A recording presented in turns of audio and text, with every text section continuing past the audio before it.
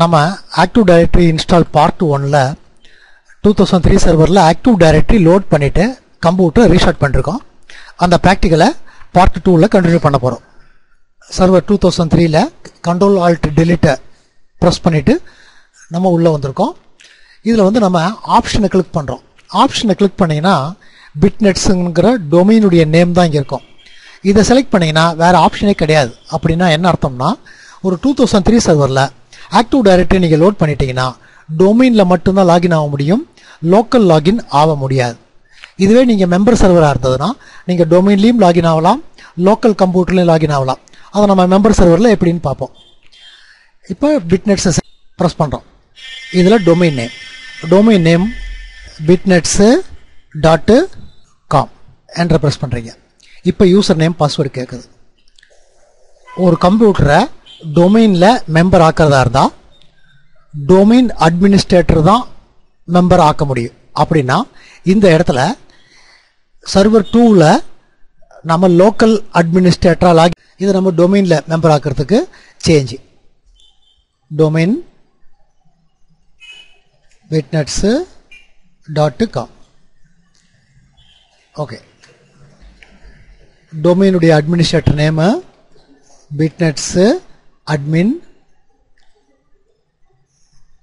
அவருடைய password. Okay, welcome to bitnets.comங்கிற display வருது. நம்ம ஓகே கிளிக் பண்ணுறோம். கம்ப்யூட்டர் ரீஸ்டார்ட் பண்ணணும்.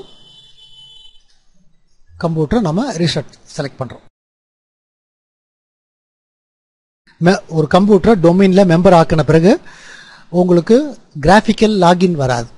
இந்த மாதிரி கண்ட்ரோல் ஆல்ட் டெலிட்டை ப்ரெஸ் பண்ணி தான் லாகின் ஆகணும். ஆப்ஷனை செலக்ட் பண்ணுறீங்க, டொமைனில் லாகின் ஆகிறீங்க. இப்போ டொமைனில் அட்மினிஸ்ட்ரேட்டர் யூசர் நேம் மட்டும்தான் இருக்குது. அதனால் பிட்நெட்ஸு அட்மின் அவருடைய யூசர் நேமை என்டர் பண்ணி லாகின் ஆகிறோம். கம்ப்யூட்டர் நேமை செக் பண்ணுறோம்.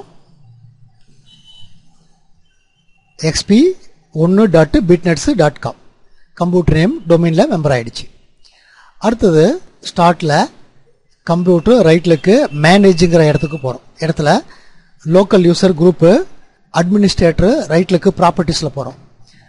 ஏற்கனவே இந்த கம்ப்யூட்டரில் அட்மினிஸ்ட்ரேட்டர் ஒருத்தர் தான் இருந்திருப்பார்.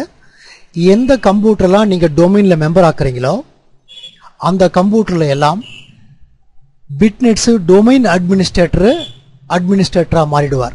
அப்படின்னா இந்த கம்ப்யூட்டருங்கெல்லாம் டொமைனில் மெம்பர் ஆகிறதுக்கு முன்னாடி நீங்கள் நோட்ஸை எழுதிக்கிட்டு நம்ம லேபில் ஒர்க் பண்ணிவிடுங்க.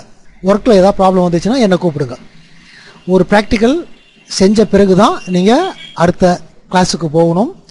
ப்ராக்டிக்கல் செய்யும்போது இந்த வீடியோவை நீங்கள் ஓப்பன் பண்ணக்கூடாது. இந்த ப்ராக்டிக்கல் செய்கிறதுக்கு உங்களுக்கு 3 கம்ப்யூட்டர் தேவைப்படும். 2 சர்வர் ஆன் பண்ணிங்க, ஒரு XP ஆன் பண்ணிங்க. தேங்க்யூ.